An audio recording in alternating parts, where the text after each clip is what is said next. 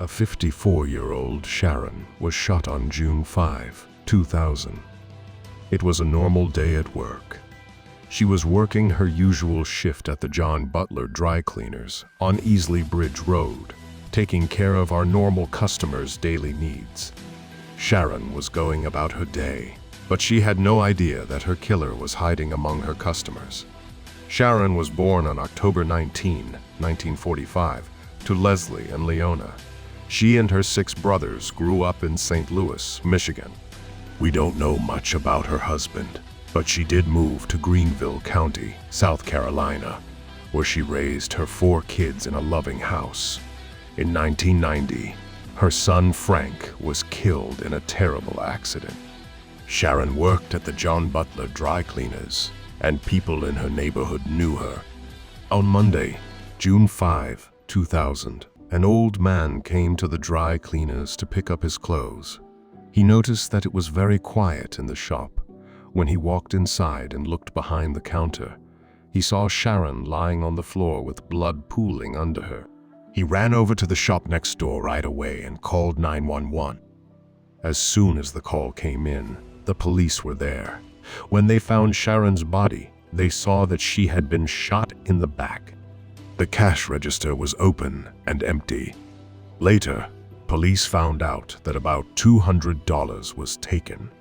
They looked for fingerprints and found several on the bar and cash register that had been left there. The police then talked to people who were there that day, but no one could remember anything out of the ordinary happening. Telling Sharon's family, who were horrified by the murder, was the hardest part. Sandy Sander, her sister, fell over when she heard the news. She made a plea to the police while surrounded by her family. Sergeant Mike Brown, a spokesman for the Greenville Sheriff's Office, said that they had gotten a lot of tips, but none of them helped them solve the case. We still don't have anything like someone describing a suspicious person going into or coming out of the cleaners, he said. Even though people wanted to act and a quick review was done, the case was closed quickly. On June 7, 2000, Sharon's body was taken back to Michigan for a private service for her family. The case did not move forward for the next 22 years. The cold case unit was changed by Sheriff Hobart Lewis in 2022. In the Greenville area, they have been able to close 9 cold cases so far. Sharon's story was a very interesting one. They were able to test the hidden fingerprints they found in and around the cash machine because of new technology. They got a number of hits, and all of them except one were people who worked at the dry cleaners at the time. Investigators chose to start talking to old witnesses again, as well as a few new ones who might have new information. A neighborhood man named Roger Keith Hudgens was mentioned as a possible suspect. Hudgens was born in Greenville on July 14, 1955, and has lived there his whole life. He had served in the U.S. Air Force and worked as a salesman for medical supplies before that. He was married and had kids. He had never been in trouble with the law. At the time Sharon was killed, he was 44 years old. New witnesses said that he did odd jobs around the area and often took the trash out of the dry cleaners. On the day Sharon was shot and killed, it is said that Hudgens planned to rob the dry cleaners. When the anonymous fingerprints were put through the system, they found that they were the same as Hudgens. But Hudgens died in 2008 at the age of 52 from health problems. On January 6, 2003, detectives made it official that Hudgens was the robber with a gun. Investigators said it was a sad and happy time. At the press meeting, Sheriff Hobart Lewis said some kind words. He said that even though no investigation could bring back loved ones, he hoped that Miss Sharon and her family could find peace in knowing that her killer had been found and could no longer hurt anyone else. He also told the group of families of those who had died that they would never give up. Violet Filkins was 81 years old. when she was taken from her family in a pointless murder. For almost 30 years, her family tried to find out who did it. When the crime was finally solved and the killer was found, it was a blow to the family to find out that the government would not do what was right.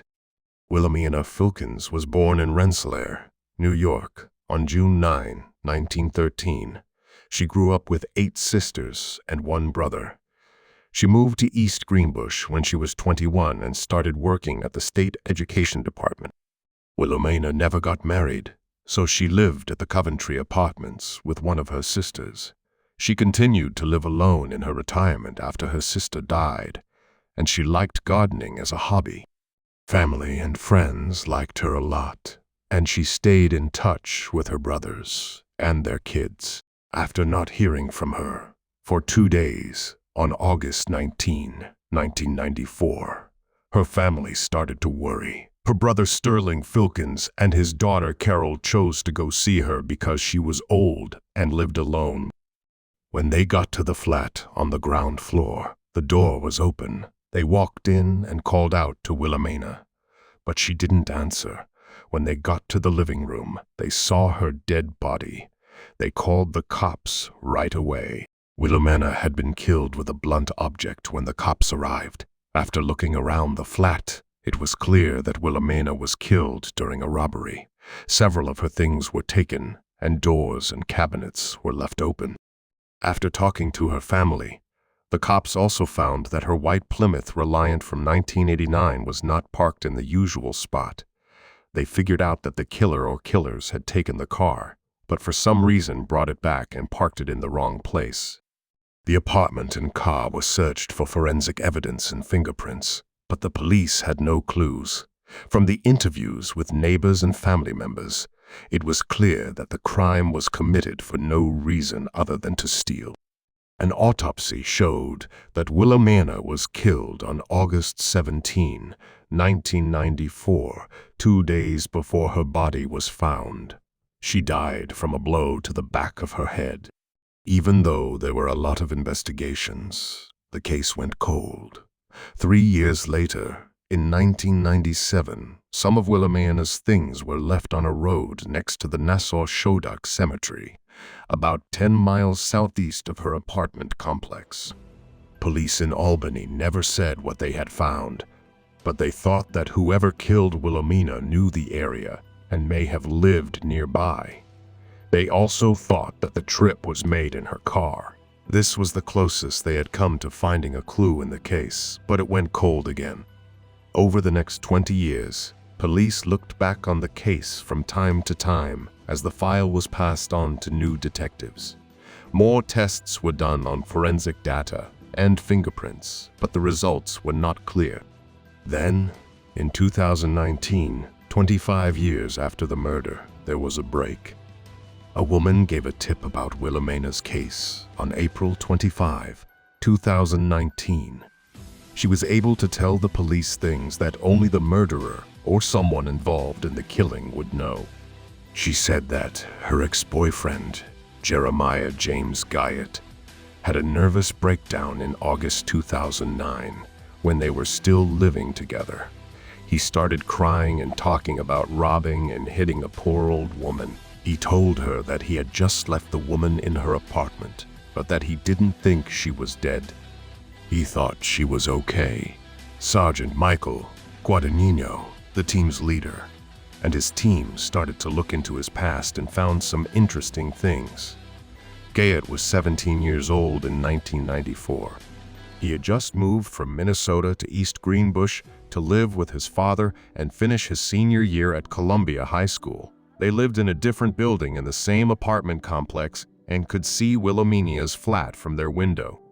Guyot's name was on a list of people who were talked to, and he was ruled out as a candidate. Guyot went to Red Hook, New York, after finishing high school. He then joined the U.S. Air Force, but was let go after a few years. After that, he went back to Red Hook and settled in the town of Rosendale. After that, he started driving school buses for the school district and was sometimes hired to drive buses for older people. On October 1, 2019, police went to Guyot's house to talk to him about Wilomeana's case. Guadagnino noticed how defensive Guyot was and how upset he looked when they asked him about the event from 1994. Then, he wouldn't talk to the police without his lawyer there. While he was being questioned, other police teams talked to Guyot's family, friends, and co-workers. They found out that Guyot had been depressed at times over the years. On October 2, 2019, the New York State Police were called to Guyot's home after reports of gunshots. He shot himself in the head with a gun and was found dead in his garage. With the family's approval, Guyot's fingerprints and DNA were taken during the autopsy and will be compared to the evidence found at the 1994 crime scene. Due to delays caused by the COVID-19 pandemic, researchers didn't get to see the data until January 2021. Guyot's left thumb matched the unknown fingerprint on Wilomeana's coffee table, but the cops wanted to be sure he was the one who did it. As part of the process, on October 22, 2022, detectives talked to a female relative of Guyot. She said that she had talked to Guyot right before he killed himself. During the conversation, she told the police that she lived out of state and was planning to visit Guyot. During their talk, he told her that he might not be there when she got back from her trip. Guyot then reportedly told her that when he was younger, he wanted to steal a car and rob a bank to get money to pay for college. He then told her that someone else had died, but he didn't want to talk about it over the phone. The family member said that Guyot was scared and didn't want to go to jail. The cousin said that she had made plans for Guyot to talk to an attorney on October 2, 2019, and the attorney confirmed this. But he killed himself before getting to the meeting. After this conversation, detectives were able to tie up all the loose ends in Wilomeana's case and close it after 28 years. Carol Filkins was with her father when they found her aunt's body. She thanked law enforcement on behalf of her whole family for not letting up and still trying to find justice for Wilomeana even though so much time had passed. We've finally identified the young woman whose remains were found here in the woods in Granby in 1978. We are learning in honor of a woman who died in a murder case that has never been solved. Her bones were found 45 years ago in Massachusetts. Well, the woman who was called Granby Girl has a name now. Her name is Patricia Ann Tucker. Around 5 p.m. on November 15, 1978, a group of kids from Granby went into the woods near Amherst Road. As they played in the bright leaves, they came across a strange pile of leaves. They chose to look through it because they were interested, but they had no idea what they would find. To their surprise, they found a human skeleton that had been dead for a long time. The remains were wearing blue jeans and a shirt with a green swan on the front. Shoes that only a young woman would wear were on her feet. The group also saw a brown leather belt wrapped around the skeleton's neck, which made the situation even scarier. This shocking find was just the start of a scary story that would keep the town of Granby guessing for years. As the horror of what they had found started to set in, the kids knew they had to call the police. It didn't take police long to get to the scene. They put up a fence around the area, and with great care, they confirmed what the kids had already guessed. The bones and skull were from a woman. Soon, they saw a mistake, and when they looked more closely, they saw a gold ring on one of the bones. Was it a ring for a wedding? They didn't know. A closer look also showed that the victim's front teeth were in shockingly bad shape. The brown leather belt found around the victim's neck was also a mystery, but John M. Callahan, who was the Northwestern District Attorney at the time, had an idea. He thought that the woman's body had been dragged through the trees from the road using the belt. The officers then went through the victim's clothes, hoping to find something that would help them figure out who she was. To their disappointment, they found nothing, not even a wallet or ID. After this happened, the body was carefully taken away from the area. During the autopsy of the skeleton, the cold heart's truth came out. A single bullet wound to the head was the cause of death, and it was clear that it was a murder. As the medical inspector carefully looked at the bones, they guessed that the person had been dead for a long time, probably since June 1978. Also, they could tell from the bones that the person who died was between 19 and 28 years old. As word spread about the find, the small town of Granby became tense. Everyone was wondering who she was and who could have killed her. Detectives knew that finding out who the victim was the first step in solving the case, but they didn't have much to go on, so it was going to be hard. They had no tips, no hints, and no way to tell who the person was. It was like the person had never been there. Even though they worked hard, they couldn't find any reports of lost people who fit the woman's description. Detectives didn't want to give up, so they carefully looked over every part of the victim's clothes again, hoping to find even a hint of a tag or label that could lead them somewhere. But they found nothing. There was no way to tell where the clothes came from. They were so angry that they chose to look at the case from a different point of view. They started to look into the area where the body was found and soon found that it was near 5 colleges: Mount Holyoke, Hampshire, Amherst, Smith College, and the University of Massachusetts. When they thought that the victim might have been a student at one of these schools, they got a little bit of hope. Without spending any time, they called each college and asked if any students were missing. But to their disappointment, all 5 colleges told them the same thing. There was no word of a missing student. The cops had to start all over again. The officers were not willing to give up. Even though they had reached a dead end, they had to think outside the box. They decided to match the victim's dental x-rays with the x-rays of known missing people who fit her general description. It wasn't likely to work, but it was still worth a shot. But it turned out to be a waste of time because no lost persons record matched any of the x-rays, no matter how many times they were compared. After that, weeks went by with no new information until a glimmer of hope appeared. A local motel owner called the police and told them that the victim fits the description of a woman who had stayed at their place in 1978. Detectives got very excited about this new lead and started looking into it right away.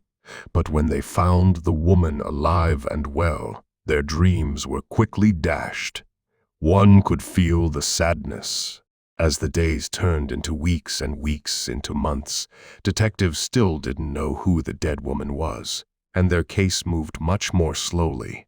Since the woman had no name, she was called the Granby Girl after the town where she was found. She was buried in Granby's West Cemetery, where a simple white cross with the words "Unknown Girl" will mark her grave for years to come. In 1998, the people in the area chose to get together to remember the Granby Girl. They never forgot how sad it was and how mysterious it was. Even though they didn't know her name, they couldn't get over the fact that someone's daughter, sister, or friend had died in such a horrible way. They wanted her to rest in peace, be honored, and be remembered. So, with their hearts full of sympathy, they got together and raised about $500 to buy a gravestone to replace the old, worn cross. The simple but somber message on the new stone read, "Unknown, November 15, 1978, in God's care." After this, weeks went by, and the Granby girl's case was still unsolved, making police feel helpless. But when DNA technology came along, people who were eager to find out who the unidentified woman was once again had hope. In March 2022, officers from the Massachusetts State Police the State Police Crime Laboratory, and the Office of the Chief Medical Examiner set out on a new path to solving the case. The body of the Granby girl was dug up with great care and accuracy, and a biological sample was sent to Othram, a well-known forensics lab in Texas, for further study. The Othram scientists worked hard at their jobs because they were determined to solve a mystery that had been going on for decades. They looked at the Granby girl's DNA profile and, with the help of their expert genealogists, put together a family tree that gave police a new lead to follow. Then, on January 23, 2023, after months of waiting and thinking, they finally got the news they had been waiting for. Othram told the cops from the Massachusetts State Police the news they had been waiting for when he called them. They found a woman in Maryland who might have been connected to the woman who was killed. The officers were excited because they were now one step closer to finding out who the Granby girl was. Detectives didn't waste any time getting in touch with the woman who might have known something about the Granby girl. She told the police that her aunt might have been the unnamed victim. She also told them that her aunt had a North Carolina-based son named Matthew Dale. The cops then went to meet with Matthew and let him know why they were there. Matthew had already put his DNA into a database, so he gave the police this digital profile of his DNA right away. It only took a few hours to compare the man's DNA to that of the Granby girl, and the result was a perfect match between parent and kid. Everyone who was there was happy about it. The girl from Granby finally had a name, Patricia Ann Tucker. When police looked into Patricia Ann Tucker's life more, they learned that she was born on July 28, 1950. We don't know much about her childhood, but records showed that she had been married more than once and had used different names, such as Patricia Dale and Patricia Heckman. Gerald Coleman was her last husband. They got married in Middletown, Connecticut in 1977 and bought a house in East Hampton, a quiet town about 20 miles southeast of Hartford. Matthew, her son from a previous marriage, lived with her and Coleman while she was married to Coleman. When Matthew's mother died, he was only 5 years old. It's not clear what led to her death, but Matthew remembers that on August 8, 1978, his mother and her husband Coleman dropped him off at the Chicopee home of a friend named Laura Holmes and said they would be back soon. But neither she nor Coleman ever did. 2 days later, Laura told the Department of Children and Families that she had gone missing. This turned Matthew's whole world upside down. But fate had a way of bringing him back to his roots, and he was finally reunited with his biological father, who had raised him. But the sudden absence of his mother kept coming back to haunt him until the day the police came to his door. As the officers learned more about Patricia's past, some things stood out like a red flag. The first was that Matthew thought Laura had said her mother was missing. But when the police looked in databases for missing people, they couldn't find any record of a report by Laura. It was a puzzle that was hard to figure out and left them scratching their heads. Had Laura Holmes lied when she said that Tucker had gone missing? Or was there another reason why the report was missing? Because Laura was dead, there was no way for them to find out. The second thing that stood out was that Coleman, Patricia's husband, never said she was missing. The police knew they had found something important, and they started to think that Coleman might have had something to do with Patricia's death. But they had no way to ask him questions. Coleman had died a long time ago, in 1995. He had been found guilty of horrible crimes like sexual attack, indecent assault and battery, and assault with a deadly weapon. He died in the state prison where he was serving his term a year later, in 1996. On Monday, March 6, 2023, the police held a news conference to talk about Patricia's case. The officials read a short letter that Matthew had written. In the message, He said how thankful he was to everyone who helped look for his mother. He thanked the officers for not giving up on the case and for never giving up on trying to find his mother. Matthew had said in the statement that after 44 years, he finally had some answers and that it was a lot to process, but he hoped that they could start to move on. The police, at the moment, remained hopeful that with time, more clues would emerge that could assist them in finally piecing together what had happened to Patricia. On May 24, 1985, a schoolteacher in Newton, Georgia, started her daily journey. She was driving on Highway 91 near Colquitt Ford Road when she saw something strange on the side of the road. At first, she thought it was just a pile of clothes that someone had thrown away, but as her car went by, she saw that it was a woman lying in a ditch. The teacher stopped right away, turned around, and quickly drove back to the scene. The school teacher stopped her car and ran over to help the woman. As she got closer, she could see a young woman lying still on her back with her blonde hair all over her. She looked like she was in her prime. When the teacher looked at the woman more closely, she saw that she was wearing faded blue jeans, a gray t-shirt, and white sports shoes. She also saw marks on her face and arm, but when she saw that the woman was still breathing, she felt better. She looked around and couldn't help but notice a white pillow a few feet away from where the hurt woman was. When the teacher understood that this woman's life depended on her, it made her heart beat faster. Time was running out, and if she wanted to save a life, every second was important. She ran back to the road and waved her arms wildly at the first truck that came along. When the driver got out of the car, she told him how bad things were and led him to where the unconscious woman was.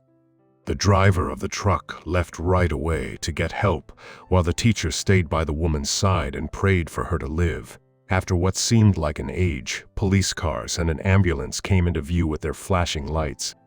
The woman was carefully put into the ambulance and rushed to Phoebe Putney Hospital, where a team of determined doctors and nurses worked hard to save her life. Even though they were able to stabilize her situation, the woman was still unconscious, and no one knew what would happen to her. Even though there were no obvious signs of a physical or sexual assault, the doctors were afraid that she had brain damage. It was also not clear who the woman was. As she lay in the hospital bed, hooked up to machines that beeped in words, agents worked hard to find any clues that could help them solve the case. But even though they tried hard, they didn't find anything. They couldn't find any identifying information on the person, so they called her Jane Doe. She was just another nameless victim in a sea of unknowns. But the question of how she got into that hole remained. Had she been thrown out of a car, or had she just tripped and fallen? The detectives didn't know for sure, and as they kept looking into the case, they started to think of even more scary options. Could she have been hit by a car and left on the side of the road for dead? The unknown drove me crazy. The police also couldn't figure out what the pillow found near where the woman was found meant. Was it just an accident? Or did it have something to do with the strange things that happened when she was found? The police were desperate for clues, so they chose to make the case public. They took a picture of the woman as she lay in the hospital bed, capturing her image. But that wasn't the end. To make sure they didn't miss anything, they carefully drew several sketches of the woman, each of which showed a different part of her face. These sketches and the picture were shown on the front pages of newspapers and magazines all over the nearby area. Detectives hoped that someone would come forward with information about her because of all the attention she was getting. A few days after the woman was found, Hops and Irwin, who was the Baker County Sheriff at the time, got a phone call. A woman who didn't give her name called and said that the hurt woman in the hospital might be her lost daughter. Irwin asked the woman to describe her daughter so that she could finally figure out who she was. Erwin's heart sank when the woman on the phone said that her daughter had black hair. The light hair made it clear that the hurt woman in the hospital wasn't her daughter. Detectives kept hoping that the woman who had been hurt would wake up and tell them something about who she was, but sadly, that never happened. On June 1, 1985, at the Phoebe Putney Hospital, it was a day that no one could ever forget. It was the day that the unnamed woman, who had been fighting for her life for a long time, finally died from her injuries. The doctors and nurses did everything they could to save her, but her injuries were too bad and her body just couldn't take it anymore. With the woman's death, it became even harder to figure out who she was. The autopsy on her body showed that she had a subdural hematoma, which happens when a blood vessel between the skull and the brain is broken by a blow to the head. There were also stretch marks on the woman's stomach, which means she may have given birth at some point. The woman's fingerprints were also taken in the hopes that they would help find out who she was, but even though police looked through a lot of databases, they couldn't find anything. There was no match. Soon after, the woman was put to rest in the Newton City Cemetery with a simple headstone that didn't say who she was or when she died. People in the area were saddened by her death, so they took care of her grave in the hopes that one day her family would come and claim her. Detectives also felt the same way, so the case was not closed. The Georgia Bureau of Investigation and the Baker County Sheriff's Office kept looking for signs and trying different things to figure out what happened, but nothing turned up for a long time. The pace of the study slowed down over time. When Dana Meade became sheriff of Baker County in 2008, he felt a strong sense of duty to find out the truth about the woman who was buried in the Newton City Cemetery without a name. He was determined to solve the case, not only for the sake of the town, but also for the sake of the woman's family, who might still be alive. Sheriff Meade didn't waste any time and called the Georgia Bureau of Investigation right away. He wanted them to look at the case again and see if there were any clues that had been missed. He thought there had to be something they could do to find the woman and let her family rest in peace. Not until 2012, 4 years later, did the police decide to look at the case in a new way. They planned to use scientific methods to find out the truth once and for all. The first step was to test the person's DNA, but they wanted to go further. Isotope research was also on the table as a way to figure out where the woman grew up. In September of that year, the team took some of her bones out of the ground to test. A small piece of bone was carefully wrapped and sent to the lab so that the isotope measurement could be done. Another sample was sent away to be tested for DNA, and the wait for answers started. As the results of the isotope analysis came in slowly, the detectives hoped that they would finally be able to solve the case. But they were disappointed when the research showed that the unknown woman might have lived in as many as 12 different states. This gave them no clear direction to go in. In March 2013, agents moved forward again. The DNA sample taken from the woman's bones was added to a database of missing people in the hopes of finding a match. But even though several lost people were compared to the unknown woman, none of them were a match. It was yet another dead end in a case that had already seen a lot of them. In March 2022, the winds of hope blew again as the Georgia Bureau of Investigation and the FBI worked together to find out who the woman really was. This time, they didn't want to miss anything, so they went to Othram, a well-known private DNA lab in Texas, for help. Some of the bones that were dug up were sent to the lab to be tested. Since so much was at stake, the scientists at Othram moved quickly and with purpose, determined to finally solve the long-standing puzzle for good. Scientists at Othram worked hard for 10 long months to build a complete DNA profile for the unknown woman. Every day they spent looking at her remains got them closer to the truth. In the end, all of their hard work paid off, and the DNA profile was finished. The FBI then took the next important step, which was to look into the person's family tree. The FBI's study into family trees finally led to a promising lead. They found that there was a good chance that the unknown woman was Mary, who had disappeared without a trace in May 1985. Everyone involved in the case was on edge as they waited to see if this was the break they'd been hoping for. Detectives quickly went to her family to find out what was going on. At the end of January 2023, someone called one of Mary's children and asked for a sample of their DNA to prove who they were. Even though it wasn't clear which of her children came forward, comparing their DNA showed that they were likely her children. That simple DNA test gave them the proof they needed to finally figure out what was going on. When we looked into Mary's past, we learned that she was born on December 13, 1956, in Gary, Lake County, Indiana, to Elizabeth and Davis Hammett. She was the only girl in a house with 5 boys. The house was always full of activity. Even though we don't know much about her early life, we do know that her family finally moved to Florida. As Mary got older, she fell in love, and she and Peter Hall got married. Even though God gave them 2 beautiful girls, their love story was not meant to be. They went their different ways for no clear reason, leaving Mary to figure out how to be a single parent. Even though her breakup hurt, Mary didn't give up on love. She didn't have to wait long before Cowan came into her life. They fell in love quickly and got married. After a while, they had 2 boys. Mary's marriage to Carl also ended, which was sad, so she had to raise her 4 kids by herself. After that, Mary and her kids went to Seminole County, Florida, where they started to live. Mary made sure that her children had everything they needed to do well as they got used to their new life.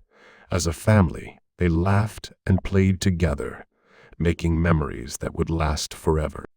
Mary never lost her sense of fun and excitement, no matter how hard things got for her. She had a free spirit and was always eager to try new things and see what life had to offer. However, when no one expected it, things took a bad turn. May 1985 was a month that would change Mary's children's lives forever. It was a month full of worry, fear, and sadness. Mary, who was 28 at the time, left her home one day without telling anyone why. No one ever heard from her again. When I was 10 years old, she was fun and silly. But one day she was gone, Mary's oldest daughter finally told the media. When I was 10 years old, she was fun and silly, but one day she was gone. Daniel Cowan, who was only 7 when his mother vanished, said, "We never heard from her again." A few days after Mary went missing, she was reported as lost. People talked quietly about rumors and ideas, but most people thought that she had just left her family. As time went on, Mary's children had to face the hard truth that their mother was gone and wouldn't be coming back.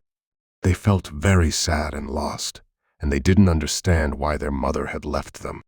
They didn't find out what happened to her until police contacted those years later. The news really shook them up. They finally got an answer to the question that had been on their minds for almost 40 years. As they tried to deal with the fact that their mother was dead, they felt a wide range of feelings, from shock and disbelief to relief and grief. Daniel, one of Mary's children, said, "I'd always hoped that she would, come waltzing back into my life. Even though DNA analysis has gotten better, there are still questions that haven't been solved. How did Mary get lost? Did she leave on her own, or was something bad going on?" On January 3, 1979, it was pretty cold in Snohomish County, Washington. A duck shooter left his house to try to catch some good game to start his day.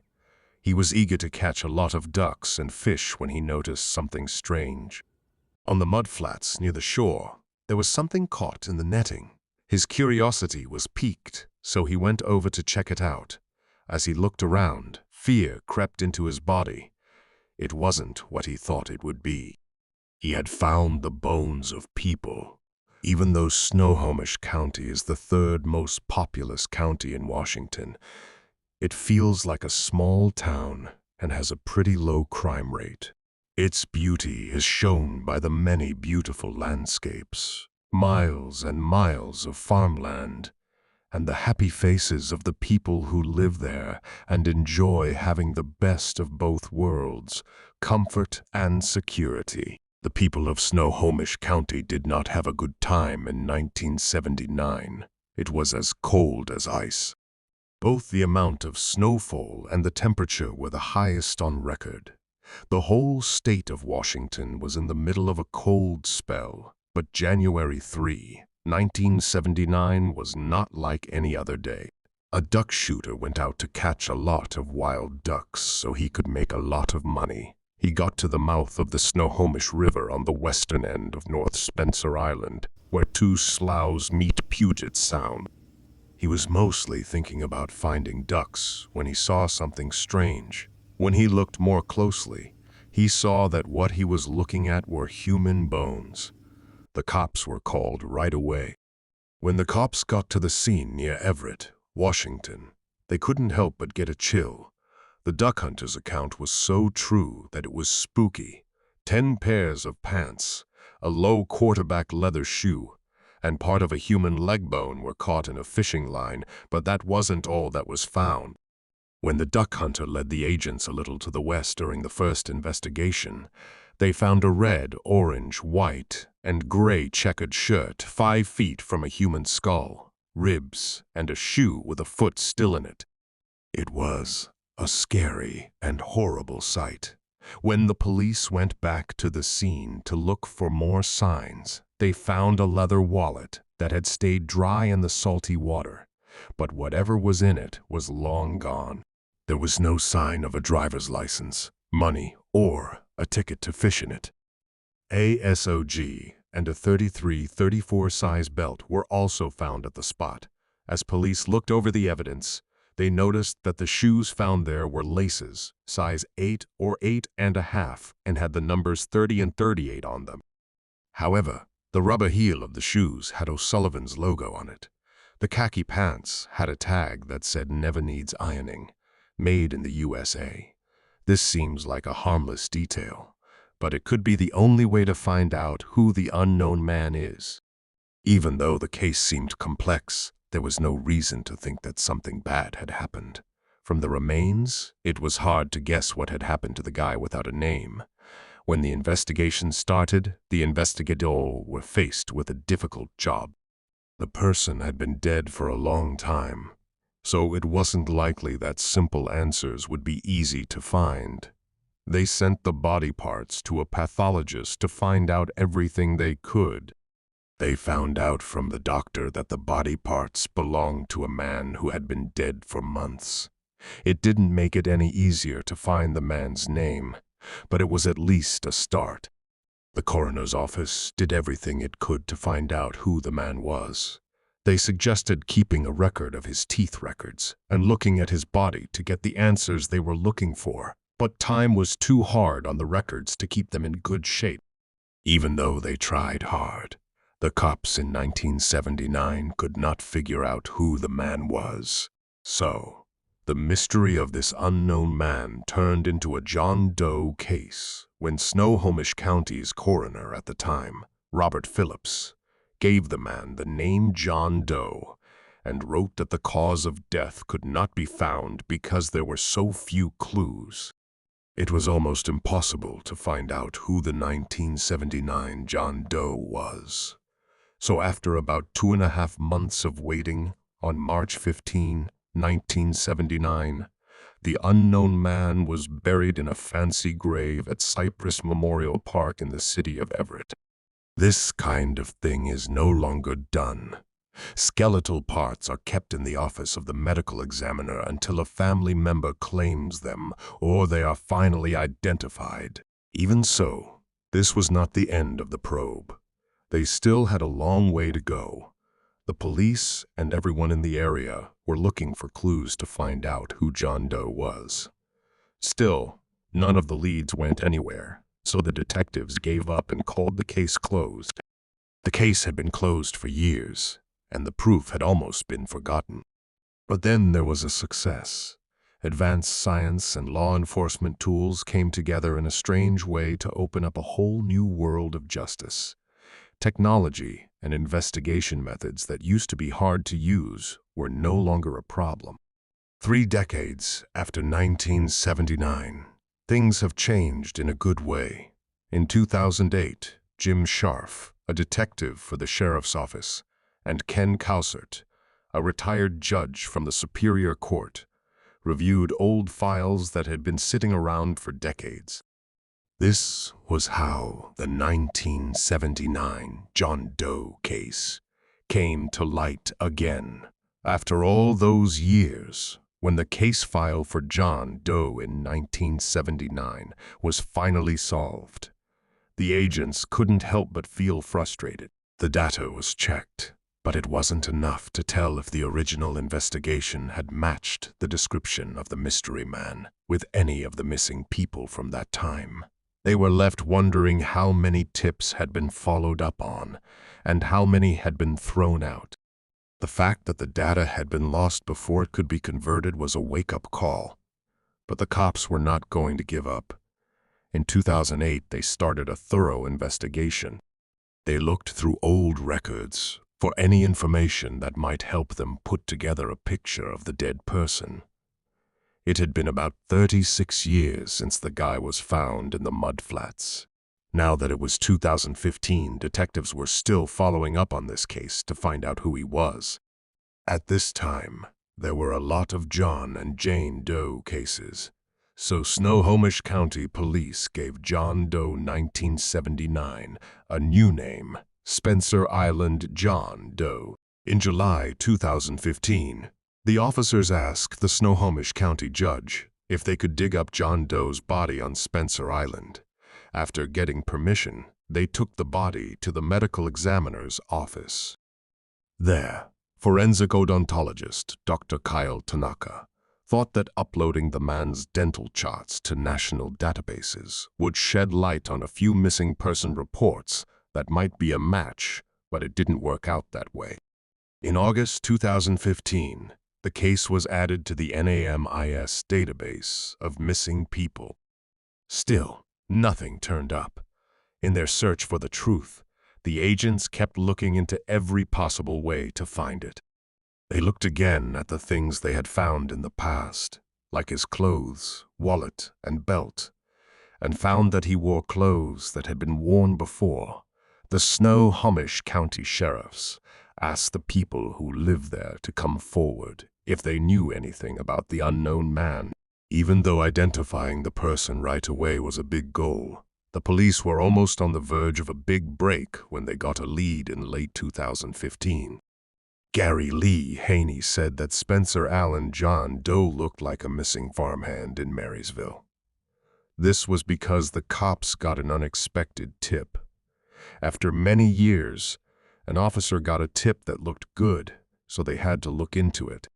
People knew that the man who ran a fruit stand in Everett was always drunk. People said he had a very bad limp and went missing in the late 1970s. The tip looked good, and the cops were close to finding out what was going on. After hardcore detective work for a month, they got a crushing blow when they found a tombstone in Yuma, Arizona. Using billiongraves.com, they were able to figure out that it belonged to the same farmhand whose tip they had gotten. In 1981, he died while traveling in the southwestern desert area. After the setback, the agents couldn't help but feel like the case was going nowhere. As they went around the crime scene looking for clues, the medical examiner's office made a second set of very important finds. They were able to figure out some important things about the man that could be used to identify him for sure. Dr. Kathy Taylor, a forensic scientist in Washington State who works at the King County Medical Examiner's Office, looked at his bones after they were dug up in April 2016. She did this with a sharp eye and years of experience in the field. She could give a rough estimate of his age, which was somewhere between 27 and 61 years old. She thought he was between 5'1" and 5'7" tall. In his report, the forensic scientist said that the Spencer Island John Doe was either Native American, Caucasian, or a mix of both. So the police started to pay more attention to stories of tribal people going missing and sent out bulletins to the Tulipa and Siliguamas tribes. There was too much and too little information to make a story that made sense. They went through a lot of information and found that there were no signs of perimortem trauma, which is an injury or trauma that happened right before or right after death. They came to that conclusion because there were no new wounds and the old ones were all fixed. But when the bones were looked at by doctors, they found a horrible damage. The femur bone in his left leg had been horribly broken and wasn't put back together, making it hard and painful for him to walk. The reports also said that Spencer Island John Doe might have had temporomandibular joint disease, based on what they saw when they looked at his bones. Joint syndrome is a painful condition that affects the jaw. Reactions of the family joint. In fact, he might have suffered in silence for years because his broken femur didn't seem to have ever been treated by a doctor. An X-ray showed that the middle third of the bone stuck out like the claw of an ice scraper, and it was certain that he would have been in constant pain. It's almost like he was in a third world country, or he just avoided medical help altogether. Jane Jorgensen, an investigator at the medical examiner's office, seemed to be perplexed by the whole situation as there were no answers. After all, even if the man was homeless at the time of his death, he would surely still have gone to an emergency room for immediate care. It was not like he would have been asked to pan him out. If the medical aid was ultimately free, why would someone have suffered such pain? He would have stood 2 inches shorter on his left leg. Spencer Island John Doe's femur became another mystery in this case. More disturbing details came up as the investigation continued. The study on exhumed remains disclosed that he was missing 2 left anterior top teeth and 2 molars. The sockets had been properly healed, indicating that he'd lost them before his death. He was believed to have a gap in his teeth and had alloy fillings in 3 teeth, which mysteriously indicated that he had access to medical care. The detectives were left with more questions than answers about the circumstances of both his life and his death. If he was able to have his teeth taken care of, why would he put off the urgent attention on his leg? The detectives were stumped but soon reached the conclusion that he would have gone to a dentist in his childhood or teenage years when he was under his parents' care. As he got older, he might have avoided his healthcare needs. What made him bear the pain and neglected attention in his later years was still a question waiting to be answered. Now, the officers realized with a start that prisoners could get free dental treatment. So, could Spencer Island John Doe have been an inmate in the past? But the question did not make much sense and seemed half absurd.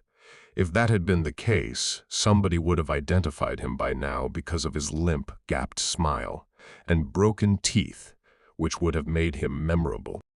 The entire case was built on theories, and the officers knew that even the smallest details could hold the key to unlocking the truth. To find some answers, Jorgensen and Sharp met in the sheriff's office to discuss possible theories with a retired judge, Kenneth Cousert, and retired parole supervisor, Chuck Wright. It was proving to be a lot more difficult to identify the cause of his death given the condition of his remains. Multiple theories sprang up. They assumed that he might not have had any access to a doctor when he got his injury, but it seemed more like a desperate hunch than a legible theory. They suspected the nameless man had been a fisherman. It could explain his injury and why he might not have received medical aid.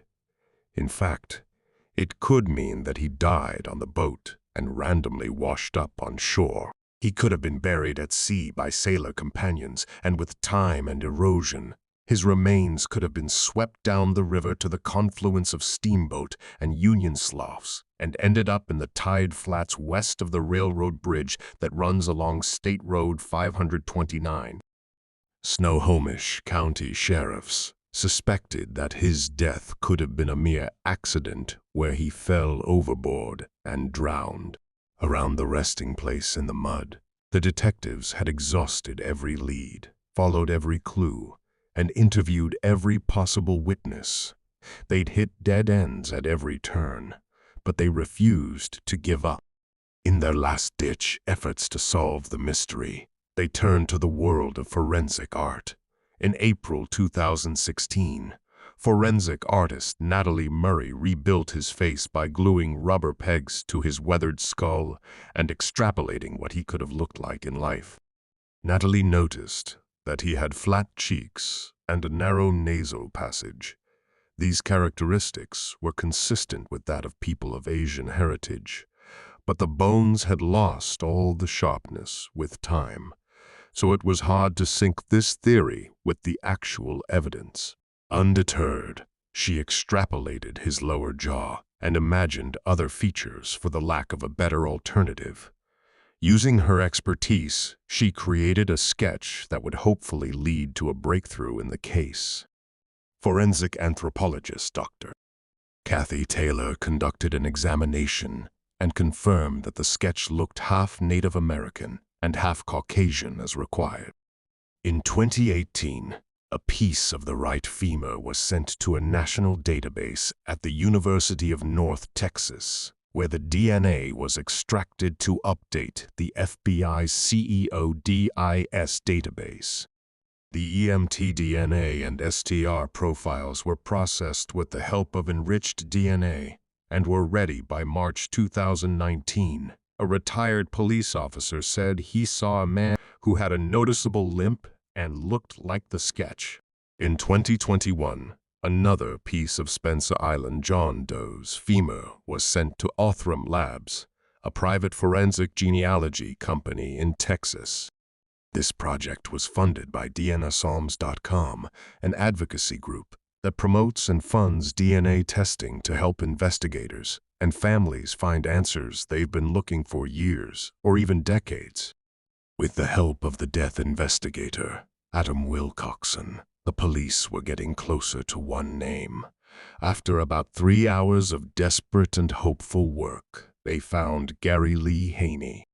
They looked at the family tree and contacted his surviving half-sister, whose DNA was a match for biological half-siblings. After 44 years, on February 10, Snohomish County Medical Examiner Dr. Matt Lacey identified Spencer Island John Doe as Gary Lee. In Topeka, Kansas, on September 23, 1950, a baby boy was born to Bernice Helen Schaefer, age 28, and Joseph Dominique Contamiti, age 37. They named him Gary Joseph Contamiti. Just a few months later, Gary's parents got a divorce, and his life was about to take some big turns. Gary's mother married a military man named Sheldon Lee Haynie. Sheldon adopted Gary and changed his name to Gary Lee Haynie. Gary's step-cousin Hull, who is now 71 years old, said there was something wrong with his brain that made people notice. Gary's stepfather, Sheldon, finished his military service and worked for Boeing in the Air Force. He moved his family from New York City to Kansas a lot. When the family used to get together on holidays, the Haynie didn't join in because they were too far away. In fact, Gary just disappeared from the family picture in his later years. When he was 16, Gary's father died at the Missouri Veterans Hospital. 3 years later, His mother died, so Gary's stepfather, Sheldon, raised him. According to Gary's Social Security records, he was living in some kind of rooming house when he was officially declared dead on the eve of Christmas in 1976. Even though Gary's family didn't get to see him very often, they were saddened by his sudden death. Gary's step-cousin Haynie only met Gary twice in his life because the Haynie family was always moving.